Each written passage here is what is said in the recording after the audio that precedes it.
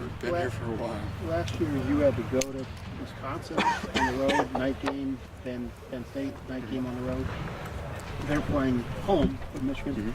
Then they have to come here. How tough is that? I mean, how much of an advantage is it for the home team when you have that kind of situation? I think, and to kind of maybe divert from your question particularly, I think last year the situation that got set up was Wisconsin got us off a bye.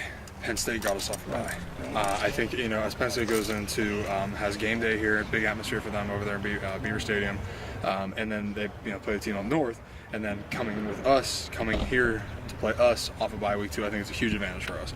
Obviously, get guys rested up, get guys relaxed, and get an extra week of extra preparation.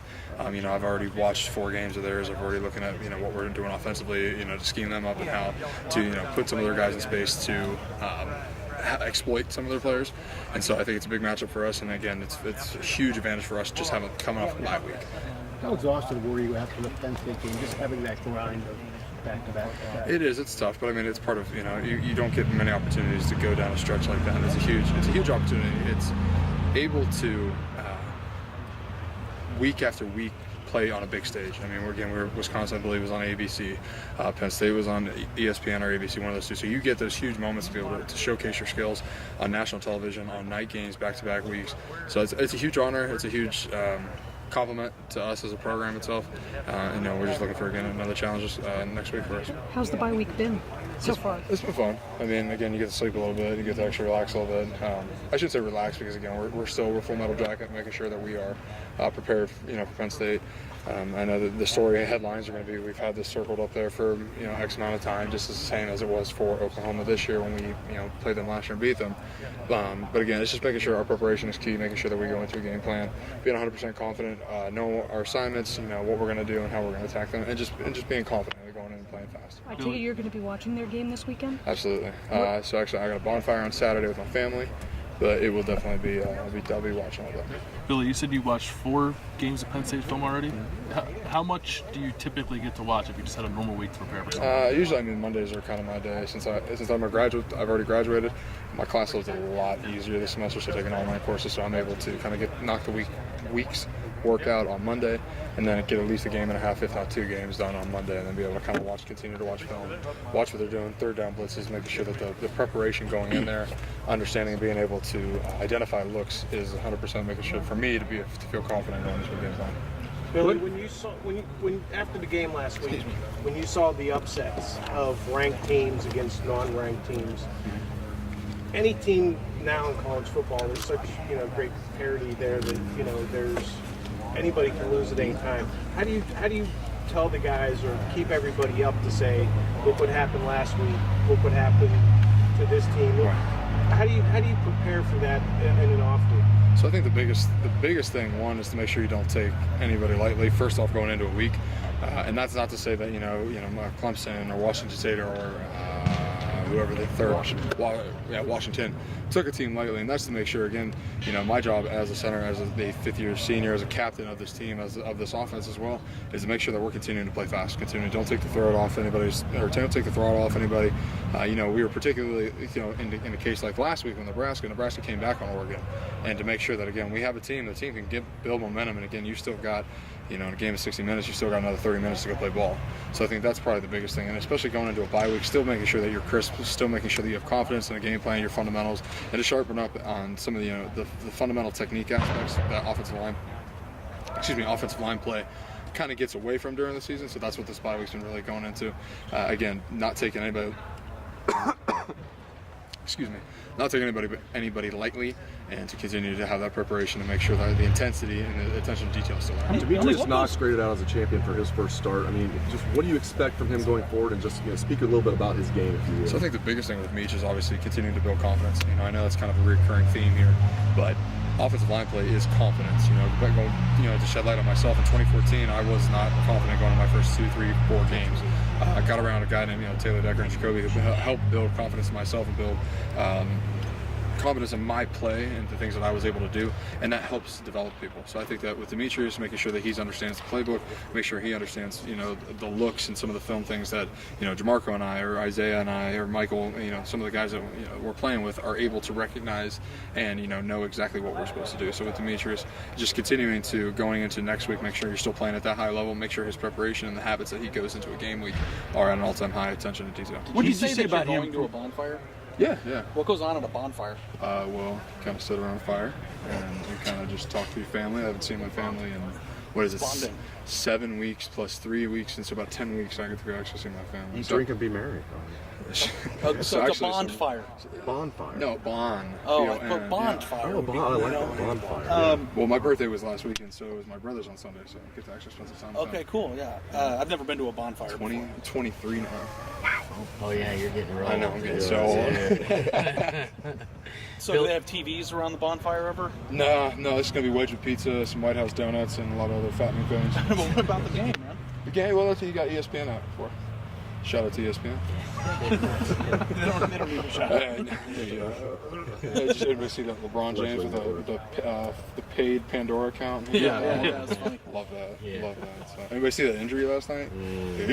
Gross. My boy Yeah. Vince sent it to me. I was like, oh boy. He's out. He's done. He's not doing so good. but You look at it once and then look away. Yeah, that's all I needed. Hey, Billy, how much did you see? What did you see change in Demetrius Meach, whatever you want to call him, starting right guard now? What did you see change in him like last week and even through the games? What did you notice about him that gives you encouragement? I think his comfort level. I think also you have to get used to playing around people, and I think that's probably the bigger thing. As a guard, and he was in that position, at the beginning of the season to win that spot, and guys are floating in and out. You get used to playing with a certain center. You get used to playing with a certain right tackle. You get so forth and so on. So I think the big thing with him is, I told him, I said, because as soon as my head came up, I snapped the ball, and I was seen on TV, and it's like, okay, as soon as that head comes up, you got to go. Like we're rolling. So he was being able to be more comfortable with me and the things that I know I'm good at and I know that I can do, and the things and help him out and continue that communication. So I think we got into maybe late first. There wasn't any issues or anything going on. He was very attentive, very detail oriented to make sure that hey, we got to block this guy or we got to make sure we get to this guy. So just seeing him continue to develop, and very, very proud of him.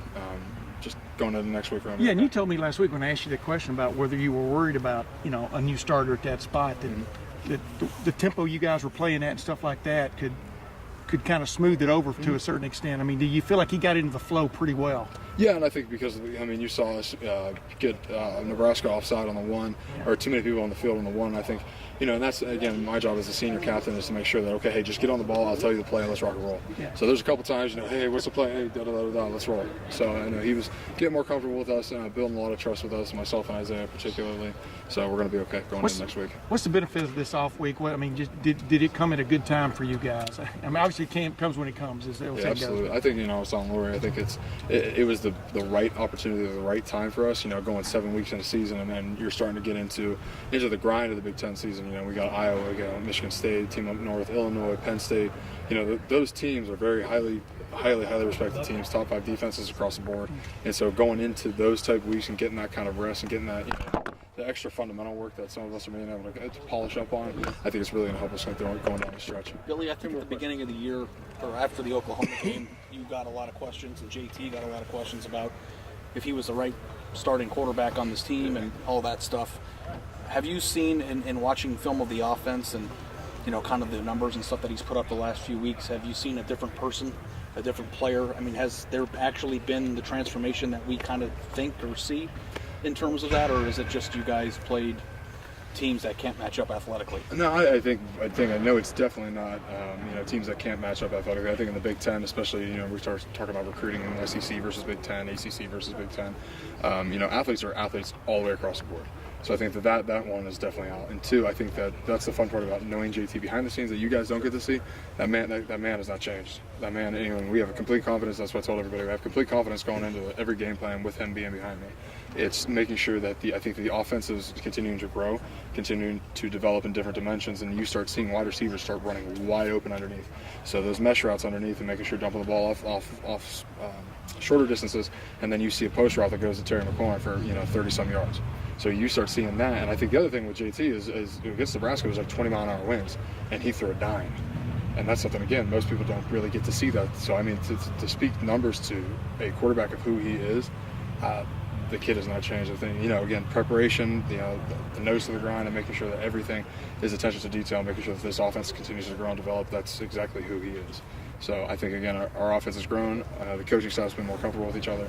The scheme in which we're attacking people has been, great and fantastic. Those guys are putting us in a position to dominate, and we're playing fast, and we're seeing a lot of good things happen from it. Billy, stupid question, but I'm going to ask it. Have you guys had this game circled on your schedule since the beginning of the year, and is honestly Headline. revenge on your mind? Headline right here first. Right there, baby. We're coming. No, I'm fine. No, I think it's an opportunity again. You always reflect, especially as you go into the next year, reflect on the things that you did good last year and the things you did bad last year. And we always say football is a game of one play. I mean, again, one play could change a season. One play could, destroy a season, create a season, get that spark. In 2014, you start seeing guys take off. 2015, again, 2016 had a hiccup. Again, it's a hiccup. It is what it is, and the play kind of defined our season itself to where we know we could have been, where we should have been. We just didn't get the job done. So I think that this is an opportunity for us to make sure that we have a lot of attention to detail, making sure that we take care of our assignments. It's a good opportunity. It's a great opportunity. I think they're right now ranked number 2 in the nation. And again, a lot of respect for the Big Ten, and I know those guys are going to bring it next week. So. Thanks, Billy. Thanks, Billy. Headline.